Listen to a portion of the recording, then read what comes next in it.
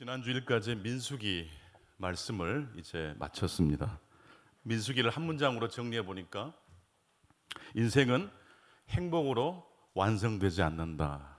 행복의 본질은 안정이잖아요. 안정이 좋은 것이지만 필요한 것이지만 그 안정만으로는 인생의 완성이 되지 않습니다. 이스라엘 백성들 역시 안정을 목적지로 삼았다면 굳이 애굽을 탈출할 필요가 없었겠죠. 인생은 행복으로 완성되지 않고 밖으로 난 길, 에크호도스, 밖으로 난 길, 십자가의 길을 주님과 함께 걸어가는 여정입니다. 이제 오늘부터는 신약 성경의 마태복음 7장에 나오는 황금률에 대한 말씀을 한 7번 정도 준비해서 드릴까 합니다. 먼저 왜 황금률일까? 이름이 골든 룰, 황금률이라고 했어요. 문자 그대로 황금처럼 소중하고 값진 규칙이라는 의미가 바로 이 황금률이라는 단어 속에 포함되어 있습니다. 우리 예수님께서도 두 번에 걸쳐서 황금률에 대한 설교를 하셨습니다. 마태복음 7장 12절과 누가복음 6장 31절에 나옵니다. 이 황금률은 두 가지 관점에서 해석할 수 있습니다. 적극적으로 해석할 수 있고 소극적으로 해석할 수 있는데요. 네가 바라는 것을 남에게도 해줘라 라고 하는 해석은 적극적인 해석이고요. 소극적인 해석은 네가 싫은 것은 남에게도 어떻게 해라?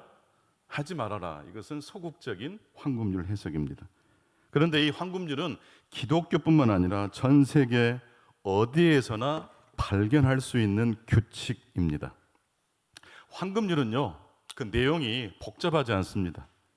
나와 그 사람 사이에 공평한 관계를 구축하자, 상호성이 기반이 된 규칙입니다. 즉 역지사지하자라는 말씀이지요. 나와 다른 사람의 자리를 바꿔보자. 그러면 그 사람이 이해가 될 것이고 그 사람이 이해되는 만큼 우리 역시 삶의 태도가 바꿔지게 되겠습니다. 하나님은 이 황금률을 세계 곳곳에 규칙으로 발현되도록 그렇게 역사하셨습니다. 해와 비를 선한 사람이나 악한 사람 모두에게 골고루 주께서 선물로 주신 것처럼 이 황금률 역시 모든 사람에게 주신 일반 은총 중에 하나입니다. 이 상호성, 이 공평과 정의의 법칙이 무너질 때 사실 공동체의 질서도 무너지기 때문에 그렇습니다. 네가 좋아하는 것을 남에게도 해줘라. 네가 싫은 것은 남에게도 하지 말아라. 이 황금률만 지켜도 부부 사이에 또 개인과 개인 사이에 또 사회 공동체 안에 공평과 정의가 이루어집니다. 동서양의 모든 종교와 사상이 오랜 시간 바로 이 황금률을 지키고 가르쳐 왔다고 해도 과언이 아닙니다. 사실 사람은 이기적인 존재라고 말씀드릴 수 있습니다. 그렇다고 해서 이기적이라는 말이 부정적으로 해석할 필요는 없습니다. 사람은 천상천하 유아독종, 이 세상에서 유일한 존재이기 때문에 그렇습니다. 또한 사람은 천상천하 유아독존이면서 동시에 결코 홀로 존재할 수 없는 존재이기도 합니다. 그래서 하이데거는 사람은 세계 내 존재로 태어난다라고 했어요. 사람은 홀로 무인도에서 태어나는 게 아니라 태어나는 순간 자연과도 하나가 되고 사람들과도 관계를 맺는 존재로 태어난다는 것이에요. 소중한 존재이지만 더불어 함께 살아가는 존재로 태어난다. 미로슬라브 몰프라는 신학자는 그 이야기를 이렇게 표현을 했어요. 사람은 매 순간 어디에서 출발합니까? 중간에서. 나와 너의 이 얽히고 설킨 만남에서 그 중간지대에서 출발한대요. 무에서 출발한 사람은 없어요. 다 누군가의 도움을 받고 누군가와 함께 어우러진다는 뜻입니다. 황금률은 그 출발 지점이 바로 나에서부터 시작됩니다. 내가 소중한 존재니까요. 하지만 황금률은 나를 거친 다음에 방향을 틀어서 남에게로 나아갑니다. 함께 더불어 살아가기 위해서는 나에게 적용하는 원칙을 다른 사람에게도 적용해야 합니다. 내가 소중한 만큼 다른 이들도 소중하기 때문입니다. 그래서 이렇게 성경을 요약할 수 있다고 제가 늘 말씀드린 적이 있는데요. 한번 같이 해보시겠습니다. 당신은 소중합니다. 당신은 소중합니다. 그리고 그들도 소중합니다. 이게 황금률입니다. 어렸을 때 음식을 가지고 형제들과 다투어 본 경험들이 다 한두 번쯤 있으실 거예요. 저도 이 고등어를 저희 어머님이 맛있게 구워 주셨거든요. 고등어를 구워 가지고 이렇게 양념장 발라서 내어 놓어 주시면 그렇게 맛있어요. 고등어를 워낙 좋아하니까 제가 아껴서 먹었거든요. 저보다 2살 어린 동생이 굉장히 빨라요. 천천히 아껴서 먹는 형의 마음을 읽지 못하고 잽싸게 가로채서 먹어버린 거예요. 제가 한눈판 사이에. 그날 제 동생은 죽을 뻔했어요. 이따금씩 그 생각이 나요. 미안하기도 하고. 그때 왜 그랬을까? 동생이 먹는 게 뭐 어때서. 문제를 한번 내보겠습니다. 케이크 하나가 우리 앞에 있는데 두 아이가 이 케이크를 나누어서 먹어야 됩니다. 한 아이는 케이크를 자르는 역할이고 두 번째 아이는 선택할 수 있는 권한이 주어집니다. 결과는 어떻게 될까요? 공평하게 케이크를 자를까요? 만약 내가 마음껏 먹어야 되지 생각해서 케이크를 좀 불균형으로 한쪽이 더 많게 잘라버리게 된다면 어떤 일이 벌어지죠? 두 번째 선택 권한이 아이가 큰 거 가져가면 어떻게 되겠어요? 그러니까 이 케이크를 자르는 그 아이는 처음부터서 무언의 압력을 받아요. 공평하지 않으면 그게 결국 나에게 불공평으로 돌아오기 때문이에요. 이게 바로 황금률을 적용하는 이야기입니다. 인류 역사는 바로 이 상호 정신을 가지고 지금까지 공평과 정의를 실현해 왔어요. 영국의 정치 철학자 토마스 홉스는 사람은 이기적인 존재이기 때문에 전쟁을 벌이고 살아간다라는 말을 했어요. 국가 간의 전쟁은 물론이거니와 부부 사이에도 사람과 사이에도 다툼이 있어요. 왜 그래요? 사람은 이기적인 존재이기 때문이래요. 그래서 사람은 첫째로 자신을 보호할 권리를 갖는답니다. 이게 바로 자연법의 첫 번째입니다. 내 자신을 보호해야 되겠잖아요. 그런데 끝없는 전쟁 상태가 발발하면 인간은 자신을 보호할 수 없기 때문에 결국 자신의 권리 판단을 유보하는 단계로 진입합니다. 그 과정에 등장하는 것이 무슨 법칙일까요? 바로 골든 룻, 황금률입니다. 사람은 이기적인 존재이지만 결국은 황금률을 지킬 수밖에 없다는 것이. 토마스 홉스가 그래서 그런 말을 했습니다. 무엇이든지 다른 사람들이 당신에게 해주기를 바라는 것을 네가 그들에게 해주어라. 그게 바로 온 인류를 위한 법이다. 내게 일어나기 바라지 않는 일을 다른 사람에게 결코 하지 말아야 된다라고 말을 했습니다. 황금률이란 믿음이 있는 사람, 착한 사람뿐만 아니라 이기적인 사람도 이 황금률만큼은 만장일치로 동의한다라는 뜻이에요. 중동의 평화는 올까요? 오지 않을까요? 결국 올 거예요. 왜? 사람이 욕심쟁이니까. 결국 전쟁이 오래된 만큼 다 손해라는 걸 알아요. 지금 아직 그런 계산 많이 하고 있을 거예요. 근데 그 막판에 조금 더 가로채기 위해서, 조금 더 차지하기 위해서 막 기싸움을 하고 있는 거예요. 사람은 이기적인 존재여서 욕심쟁이로 누군가를 향해서 전쟁을 벌이곤 하지만 그 전쟁은 영원할 수 없어요. 황금률로 돌아갈 수밖에 없습니다. 무신론자들도 황금률에 동의를 합니다.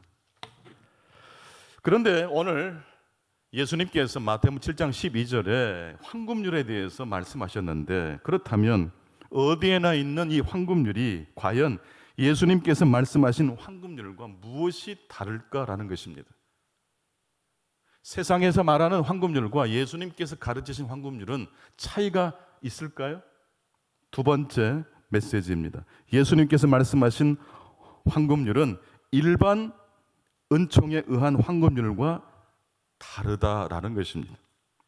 말씀을 보겠습니다. 마태복음 7장 12절 말씀을 함께 읽겠습니다. 시작. 그러므로 무엇이든지 남에게 대접을 받고자 하는 대로 너희도 남을 대접하라. 이것이 율법이요 선지자니라. 내용을 그냥 일단 보면 모든 종족, 모든 민족, 모든 종교와 사상에 있는 이 황금률과 예수님이 말씀하신 황금률이 차이가 느껴지십니까? 잘 느껴지지 않으실 거예요. 잘 발견되지 않을 거예요. 그럼에도 불구하고 예수님의 황금률과 일반 은총 속에 있는 황금률은 분명히 차이가 있어요. 그 차이를 모르면 우리 역시 신앙의 깊이 성숙을 이룰 수가 없습니다.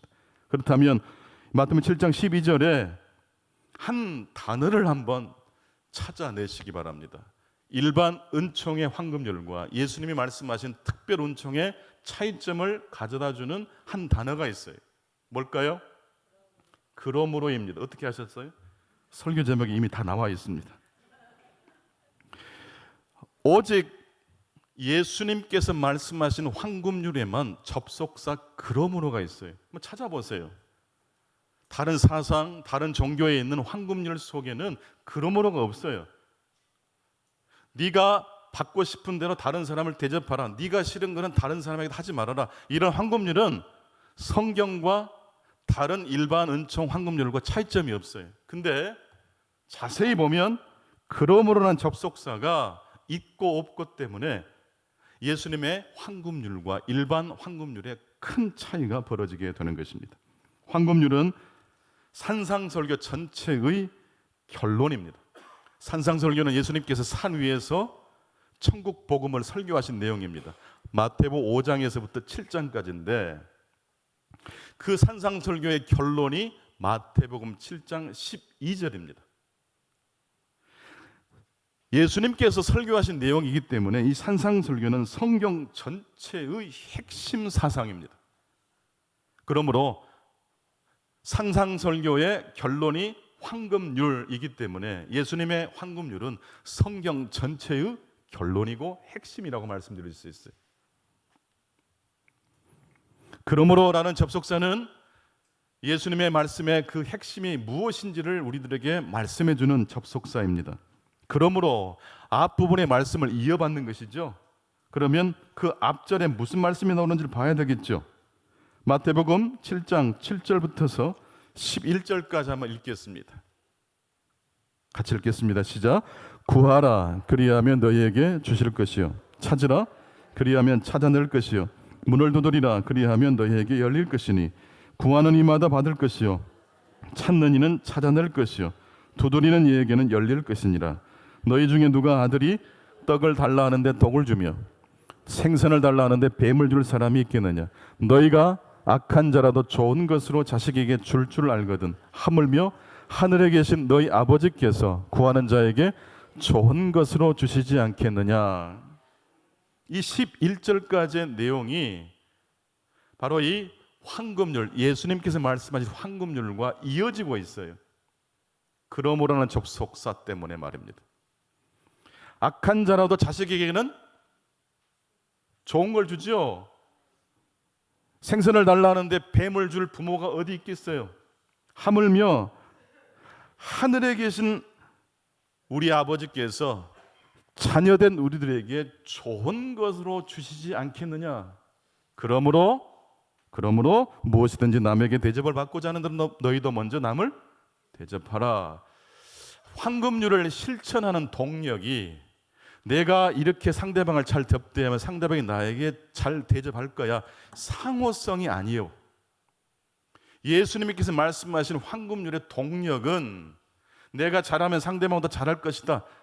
이게 황금률의 동력이 아니에요. 하늘 아버지께서 우리에게 좋은 것을 아낌없이 주셨으니 그 은혜의 선물을 힘입어 다른 사람을 먼저 대접하라는 말씀이에요. 기브 앤 테이크가 아니라 기브 앤 기브로 주고 또 주신 하나님의 말할 수 없는 그 사랑을 힘입어 다른 사람을 사랑할 수 있어야 된다고 말씀하신 것입니다. 예수님은 이 하나님의 사랑을 힘입어 형제를 사랑하라고 했어요. 만약 이 하나님의 사랑을 빼버린 채 대접받고자 하는 대로 남을 먼저 대접하라라고 하는 것은요, 세리들도 악한 사람들도 할 수 있는 것이라고 예수님께서 비판하셨어요. 마태복음 5장 46절로 48절입니다. 너희가 너희를 사랑하는 자를 사랑하면 무슨 상이 있으리요? 세리도 이같이 아니하느냐? 또 너희가 너희 형제에게만 무난하면 남보다 더하는 것이 무엇이냐? 이방인들도 이같이 아니하느냐? 그러므로 하늘에 계신 너희 아버지의 온전하심과 같이 너희도 온전하라. 이 하늘에 계신 너희 아버지의 온전하심이라는 것이 무슨 뜻일까요?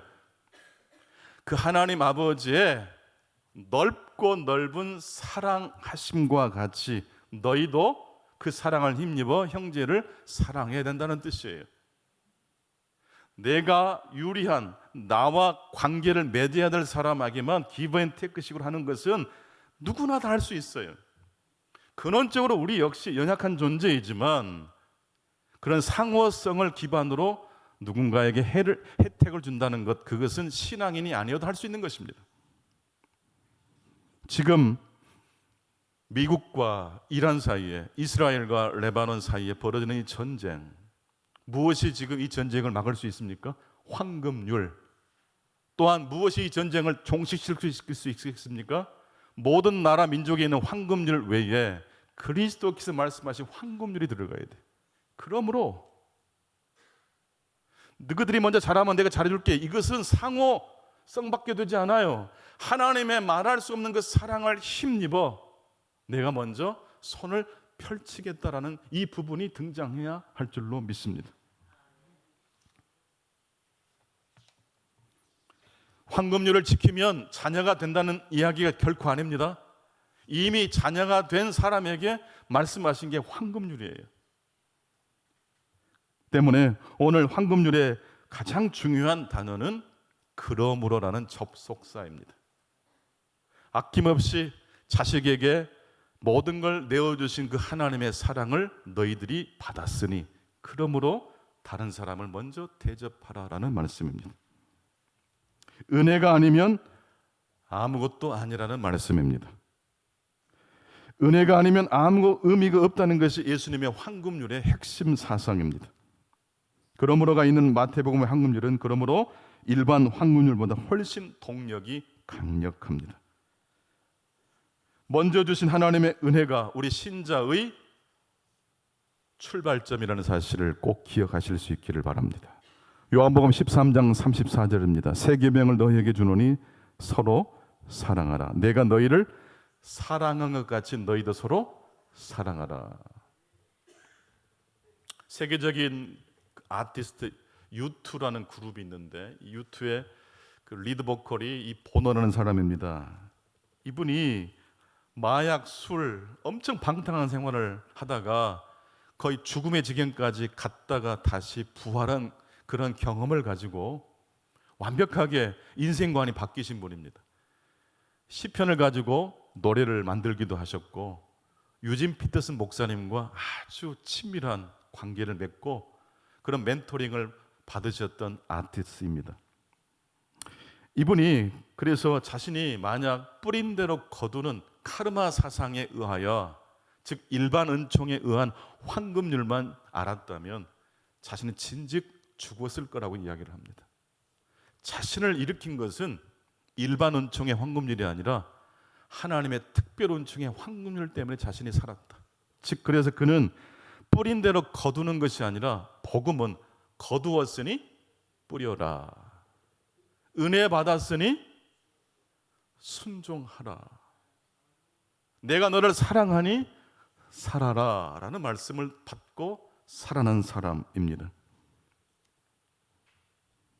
해와 비가 모든 사람에게 골고루 내리는 것처럼 모든 동서 문명에는 황금률이 있습니다. 그건 하나님께서 일반 은총으로 선물로 주신 겁니다. 그런데 상호성에 기반한 황금률만으로는 우리 사회가 더 건강해질 수가 없습니다. 하나님의 특별 은총으로 시작되는 선물 받았으니 그 선물을 받은 자답게 형제에게 사랑으로 나아가라 라는 말씀을 통해서 다시금 이 지구촌이 우리의 문명이 다시 거듭나야 될 줄로 믿습니다. 최근에 작은 책 한 권을 우연히 읽게 됐는데요. 이보현 씨라는 분이 이게 독일로 이민을 가신 분인데 이분이 하는 일이 뭐냐면 독일에서 한글 학교를 운영하세요. 우리 정수덕 권사님 따님도 프랑스에서 한글 학교를 하고 있거든요. 근데 이 보현 씨가 그 에세이를 쓴 걸 읽고 있는데 독일로 갑자기 이민을 가게 되는 바람에 하나밖에 없는 그 아이가 아무래도 적응하는 데 쉽지 않았겠죠. 유치원을 그래도 다니면서 생활을 잘 적응해 나가고 있는 찰나에 그만 서류 등록이 늦어지는 바람에 다음 해에 초등학교를 입학해야 되는데 입학하는 서류 이 등록을 잘못하는 바람에 1년을 꿀게 생겼어요. 내가 외국인이기 때문에 이렇게 헤맸구나. 그렇다고 해서 내가 엄마로서 자식 앞길을 이렇게 망가뜨리면 되겠느냐. 자책 때문에 엉엉 울면서 날마다 후회와 자책을 한 거예요. 그 이야기를 그 아이의 유치원 담임 선생님에게 이렇게 하소연을 했는데 담임 선생님 독일 사람이죠. 물끄러미 바라보더니 혹시라도 모르니까 학교 입학처에 문의를 해보는 게 좋겠다고. 처음부터 안 된다 그러지 말고 한번 알아보면 좋겠다고. 내가 알아볼 테니까. 그래서 전화번호를 알아가지고 이 보현 씨에게 전화번호를 주면서 찾아가 보면 안내 줄 거라고. 교무처에 찾아갔더니 늦어서 안 되는 거지만 원칙적으로 안 되지만 하루의 시간을 줄 테니까 필요한 서류를 내일까지 제출하라고. 작은 희망이 생겼어요. 하지만 서류를 준비하는 내내 얼마나 힘들었겠어요. 내가 왜 이렇게 부족했을까? 이렇게 외국인으로서 외국의 그 낯선 시스템을 잘 몰랐던 이 사실은 핑계일 뿐이고 사려겹지 못함 자신을 탓하면서 서류를 준비해서 이제 다음 날 제출을 했습니다. 그랬더니 담당자가 미소를 지으면서 서류를 충족하셨으니 우리가 회의를 해서 일단 다른 문제 없으면 입학하는 걸 고려해 주겠다고 그랬어요. 얼마나 기뻤겠습니까? 그 기쁜 마음을 가지고 아이 유치원 담임 선생님에게 찾아가서 설명을 드렸어요. 그리고 기쁜 마음을 또 가지면서도 한편으로 내가 외국인이기 때문에 이렇게 서툴렀다고 이렇게 말을 이렇게 꺼낸 거죠. 그러자 아이의 선생님이 다음과 같이 말을 하더랍니다. 내가 처음이라서 몰랐을 거야. 아이도 하나고 그 아이가 첫째니까 이 모든 경험이 처음이라서 그래. 당연히 누구든 처음에는 다 알지 못하는 거야. 네가 외국인이기 때문에 헤맨 게 아니라 독일 사람들 중에도 첫째 아이를 보낼 때는 실수하는 경우가 종종 있어. 내가 외국인이기 때문에 실수했을 거야 라고 전제를 해버리면요 희망이 사라져요. 모든 게 부정적으로 변해요. 그런데 네가 처음이라서 그래라고 말을 바꿔주니까 달라져요. 이 말을 듣고 이보현 씨가 독일 한글 학교를 운영하시잖아요. 독일 그 국민들 중에는 입양 간 사람들이 이제 한글을 배우기 위해서 많이 와요. 또 독일 사람들 중에 요즘 한류가 유행이어서 한글을 배우겠다고 오시는 분들도 많은데 독일 사람들이 한글 발음하는 게 쉽지 않겠죠. 그럴 때마다 나는 독일 사람이어서 이 발음이 어려워라고 말할 수 있잖아요. 그럴 때마다 이보현 씨가 그렇게 말을 해줍니다. 이 발음이 어려운 건 네가 독일 사람이어서가 아니라 처음이어서 어려운 거예요. 처음에는 발음하는 게 어색하고 힘들지만 연습하면 점점 나아질 겁니다.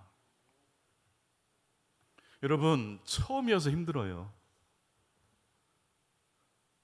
60이 되면 능숙해질 줄 알았는데 안 돼요. 70이 되면 경험이 많아지니까 성숙해질 것 같은데 안 그래요. 80이 되면 모든 걸 초월할 수 있을 것 같은데 안 돼요. 왜 그럴까요? 다 처음이에요. 다 처음이에요. 그래서 우리에게 필요한 건요, 카르마적 사상을 가지고 뿌린 대로 거두는 논리적으로 생각하면 안 돼요. 같이 해보시겠습니다. 처음이어서 그럽니다. 처음이어서 미숙해요. 처음이어서 실수해요. 처음이어서 넘어져요. 그래서 우리 주님은 네가 그래서 넘어졌다라고 말씀하지 않고 처음 넘어진 사람을 만나 주시는 이야기로 성경에 가득 차 있어요. 삭개오가 그랬고 수가성 여인이 그랬어요. 다른 사람들은 너는 그래서 죄인이야라고 했지만 예수님은 삭개오야, 내가 오늘 너희 집에 하룻밤 밥 먹고 자야 되겠다라고 먼저 소문을 내밀어 주시잖아요. 다른 사람들은 저 사람은 다 죄역죄인이고 매국노라고 손가락질했어요. 예수님은 그렇게 하지 않으셨어요. 이게 바로 그러므로에 담겨 있는 복음의 능력인 줄로 믿습니다. 오늘 또 이 한 주간도 하나님께서 먼저 베풀어 주신 그 은혜를 힘입어서 황금률도 지키시고 내 자신의 미숙함도 수용하실 수 있는 저와 여러분 되시길 간절히 축복합니다.